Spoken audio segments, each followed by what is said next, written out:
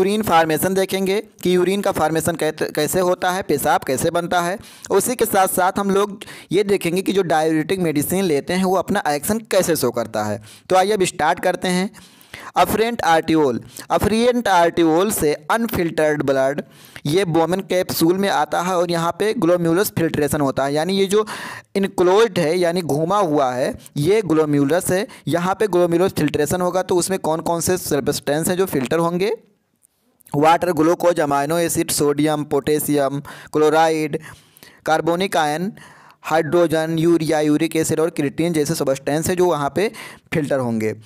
और फिर फिल्टर होने के बाद में इफरेंट आर्टियोल के थ्रू बाहर निकल जाएगा। जब जो फिल्ट्रेट है ग्लोमेरुलस फिल्ट्रेट, यानी यहाँ पे जो फिल्टर होकर के जो सब्सटेंस बचा है उसे ग्लोमेरुलस फिल्ट्रेट कहेंगे। तो वो क्या करेगा, ये पीसीटी प्रॉक्सिमल कन्वोल्यूटेड ट्यूब्यूल में आ जाएगा, यानी जो फिल्ट्रेट बचा वो पीसीटी में आएगा। अब यहाँ पे रीएब्जॉर्प्शन होगा, तो यहाँ पे reabsorption glucose, amino acid, sodium, bicarbonate, water, creatinine जैसे सब्सटेंस का रीएब्जॉर्प्शन होगा। रीएब्जॉर्प्शन होने के बाद में जो फिल्ट्रेट है वो यहाँ तक आते आते आइसोटोनिक हो जाएगा, यानी जो ट्यूब का कंसंट्रेशन है और सब्सटेंस का कंसंट्रेशन है वो इक्वल हो जाएगा, बराबर हो जाएगा, और जिससे ये आइसोटोनिक हो जाएगा। फिर इसके बाद में क्या होगा कि ये लूप आप हिल ले, यहाँ पर है, यहाँ पे इसके ऊपर है जो कंसंट्रेशन वो सेम हो जाएगा। जब हम लोग नेफ्रॉन का स्ट्रक्चर पढ़े थे तो क्या देखे थे कि जो नेफ्रॉन है वो दो भागों में होता है। जो इसके ऊपर वाला होता है यहाँ पे मतलब ये वाला पार्ट है, वो जब किडनी में हम लोग देखे थे तो ये कॉर्टेक्स में होता है। जो ऊपर वाला पार्ट है ये कॉर्टेक्स में होता है और नीचे वाला पार्ट मेडुला में होता है। जो मेडुला वाला पार्ट होता है उसकी ऑस्मोलैरिटी बहुत ज़्यादा होती है।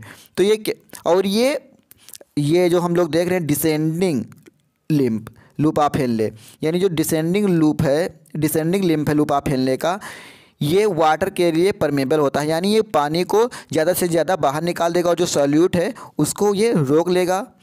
जो ये सॉल्यूट को रोक लेगा और पानी को बाहर निकाल देगा बाय ऑस्मोसिस के थ्रू। यानी ऑस्मोसिस में क्या होता है कि ये high concentration to low concentration move करता है। तो जो वाटर को ये बाय ऑस्मोसिस बाहर निकाल देगा, वाटर रीअब्जॉर्ब हो जाएगा, तो इसका कंसंट्रेशन है वो बढ़ जाएगा, जिससे ये हाइपरटोनिक हो जाएगा। क्या हो जाएगा? ये हाइपरटोनिक हो जाएगा।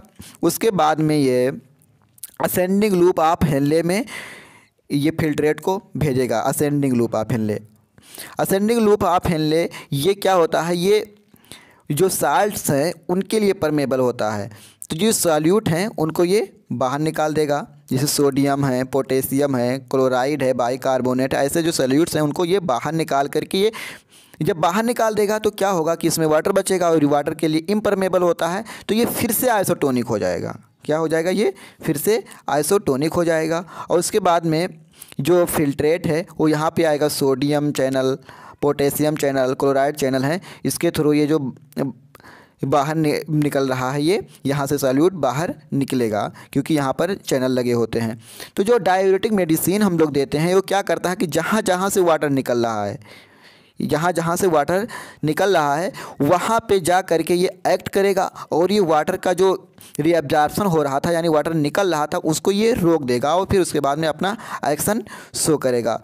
उसके बाद में क्या होगा कि यहाँ पे चैनल हैं जिसके थ्रू ये सोडियम पोटेशियम क्या हो रहा है, रीअब्जॉर्ब हो रहा है। उसके बाद में ये DCT डिजिटल कन्वोल्यूटेड ट्यूब्यूल ये क्या करेगा, डिजिटल कन्वोल्यूटेड ट्यूब्यूल में ये प्राइमरी साइट है रीअब्जॉर्प्शन का, यहाँ पे भी रीअब्जॉर्प्शन होगा। फिर उसके आगे में क्या होगा, ये प्राइमरी साइट है सिक्रीशन के लिए DCT, यहाँ पे हाइड्रोजन पोटेशियम और ड्रग्स हैं उनका सिक्रीशन होगा। फिर से कहाँ होगा सिक्रीशन, रीनल ट्यूब्यूल, ये रीनल ट्यूब्यूल में सिक्रेट होगा। उसके बाद में फिर क्या होगा, ये कलेक्टिंग डक्ट में जाएगा, कलेक्टिंग डक्ट से ये यूरिनरी ब्लैडर से यूरेथ्रा के थ्रू बाहर निकल जाएगा। तो इस तरह से पेशाब बनेगा। और जो डायूरेटिक मेडिसिन है वो कुछ मेडिसिन लूप ऑफ हेनले पर एक्ट करेंगी और यहाँ से जो वाटर रिमूव हो रहा था यानी बाहर निकल रहा था उसको रोक देंगी। कुछ मेडिसिन जो डायूरेटिक्स मेडिसिन है वो कहाँ पे एक्ट, जैसे यहाँ पे DCT, और ये कुछ मेडिसिन है जो PCT प्रॉक्सिमल कन्वोल्यूटेड ट्यूब्यूल, जो यहाँ से वाटर निकल रहा था तो वहाँ पे एक्ट करेंगी और ये अपना एक्शन शो करेंगी। और कुछ मेडिसिन जो डाययूरेटिक मेडिसिन है वो DCT डिजिटल कन्वोल्यूटेड ट्यूब्यूल यहाँ पे एक्ट करेंगी, क्योंकि जब अब सोडियम पोटेशियम ये सब आयन निकल रहे हैं, ये आयन के थ्रू, आयन चैनल के थ्रू, तो उसके साथ साथ में वाटर भी निकल रहा है, तो वहाँ पे एक्ट करके ये अपना एक्शन शो करेंगी। अब हम लोग site and mechanism of action of diuretics देखते हैं, यानी हम लोग साइड देख लेते हैं कि किस साइड पे ये एक्ट करेगा और अपना मैकेनिज्म ऑफ एक्शन शो करेगा।